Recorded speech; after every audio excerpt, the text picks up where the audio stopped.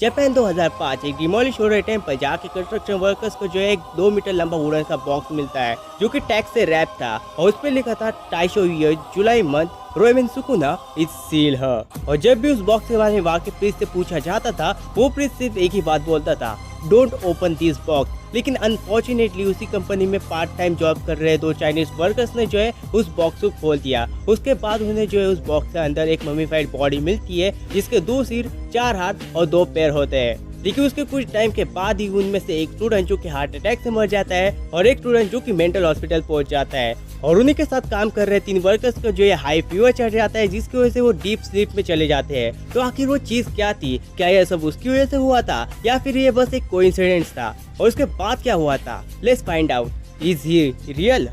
साल 2000 में जापान की एक सोशल मीडिया वेबसाइट 2chan पे एक थ्रेड चला था जहाँ पर लोग स्ट्रेंज और स्केरी स्टोरीज पोस्ट किया करते थे। उसमें से एक स्टोरी थी इस बंदे की जिसने ये पोस्ट की थी इवाटे प्रीफेक्चर जहाँ पर एक डिमोलिश हो रहे टेम्पल जहाँ के कुछ कंस्ट्रक्शन वर्कर्स के जो है एक 2 मीटर लंबा वुडन का बॉक्स मिलता है। दिखने में वो बॉक्स बहुत ज्यादा पुराना लग रहा था, साथ में जो उसकी वुड थी वो भी सड़ने लगी थी और उस बॉक्स पर कुछ टैग्स भी लगे हुए थे जिस पर लिखा था Taisho year July Ryomen Sukuna in sealed. ये सब पढ़ने के बाद वो वर्कर्स डर जाते हैं, लेकिन उनका जो कॉन्ट्रैक्टर रहता है वो उनसे कहता है कि उस बॉक्स के बारे में वो प्रीस्ट से बात करेगा। तभी वो लोग जो रहते हैं वो पास में बने एक टेम्परेरी हाउस के अंदर उस बॉक्स को रख के चले जाते हैं। अगले दिन उस बंदे को कॉन्ट्रैक्टर का कॉल आता है। कॉन्ट्रैक्टर उससे ये कहता है कि उस बॉक्स के बारे में उसकी प्रीस्ट से बात हो चुकी है। प्रीस्ट ने कहा है कि उस बॉक्स को बिल्कुल भी खोलना नहीं है, वो खुद आकर उससे संभालेगा। प्रीस्ट की बातों से वो बहुत ज्यादा सीरियस लग रहा था, इसलिए तुम उस बॉक्स को खोलना मत। ये सब सुनने के बाद वो बंदा अपने कोवर्कर को कॉल करता है जो कि टेम्पल के साइट पर प्रेजेंट था। तभी उसे पता लगता है कि वो बॉक्स जो है खोला जा चुका है और वो बॉक्स जो उसी की कंपनी में पार्ट टाइम जॉब कर रहे उन 2 चाइनीज वर्कर्स ने खोल दिया है विदाउट एनी परमिशन। वो बंदा भागा भागा उस साइड पे चला जाता है जहाँ पर ऑलरेडी भीड़ लगी हुई थी।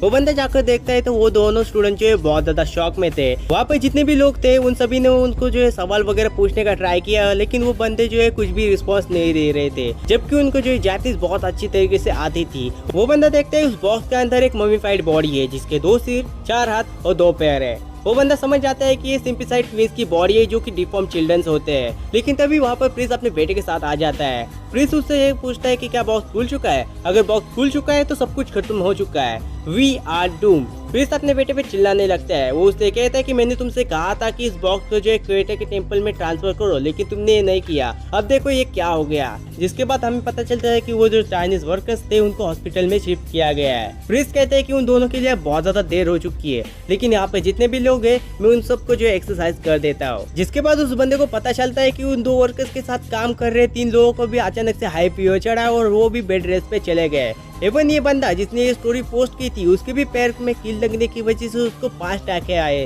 वो भी बंदा उतना ही कंफ्यूज था जितना अभी तुम लोग हो।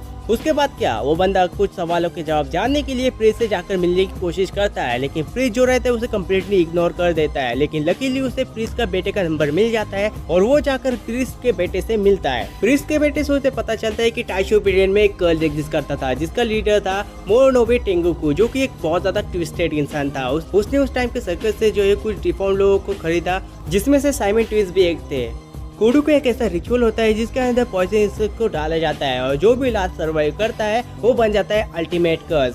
और ये रिचुअल जो है टेंगोकू ह्यूमन के साथ करता था। वो उन सभी को जो है एक कमरे में बंद कर देता था ताकि उनमें से कोई एक जो है उन सभी को मार कर खाकर जिंदा ना बच जाए। और luckily Simon twist has been survive. ये देखने के बाद जो है टेंगोकू बहुत ज़्यादा खुश हो जाता है। वो उसको जो एक कमरे के अंदर बंद कर देता है ताकि वो भूख से तड़प कर मर ना जाए। और जब वो मर जाता है टेंगोकू उसको जो है ममीफाइड कर देता है ताकि उसकी बॉडी जो है सड़ ना सके और वो उसे टैग से रेप कर देता है। और उस कर्ल ने उस बॉडी को नाम दिया रोएमेन सुकुना। और वो लोग जहाँ उस बॉडी को लेकर गए वहाँ पे डिजास्टर्स होते गए जैसे कि डेडली अर्थक्वेक, और इसीलिए शायद गिगी ने भी सुकुना को एक वर्ल्ड किंग कैलेमिटी कहा है। और सबसे ज्यादा तबाही वाले लावा अर्थक्वेक के दौरान जो है टेंगोकू ने अपने आप को मार डाला, किसी को पता नहीं क्यों, लेकिन मरते वक्त उसने अपने खून से स्टैचू के नीचे लिखा था जापान शैल पेरिश। ये उसका लास्ट एक्ट माना जाता था कि उसने जो है जापान को कर्स करा। और कहीं ना कहीं गेगे ने भी स्टोरी से बहुत ज्यादा इंस्पिरेशन ली है, जैसे कि जुजुत्सु काइसेन के चैप्टर 1 के अंदर हमें एक कंस्ट्रक्शन वाली जगह दिखाई जाती है, एक बॉक्स जो कि लोगों को खोलना नहीं चाहिए था लेकिन फिर भी उन्होंने खोला। उस बॉक्स के अंदर ममीफाइड बॉडी के पार्ट्स मिलना और कहानी यहीं पर खत्म नहीं होती। निबोन्शो की द क्रॉनिकल्स ऑफ जापान के अंदर हमें सुकुना की ओरिजिन स्टोरी जानने के लिए मिलती। अगर तुम्हें इसका पार्ट 2 भी चाहिए तो यार फटाफट से कमेंट करके बताओ। बाकी अगर तुम्हें वीडियो पसंद आई है तो वीडियो को लाइक करके चैनल को सब्सक्राइब जरूर से कर देना। अगर तुमने ऐसा ऑलरेडी करके रखा है तो आरिगातो गोजाइमास। बाकी मैं तुम्हें मिलता हूँ फिर किसी एक और न्यू वीडियो के साथ, तब तक के लिए आरारा सायोनारा।